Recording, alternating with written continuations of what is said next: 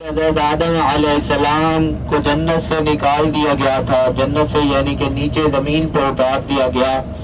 اب حضرت آدم علیہ السلام کو کہاں پہ اتارا گیا؟ سری لنکا میں اتارا گیا۔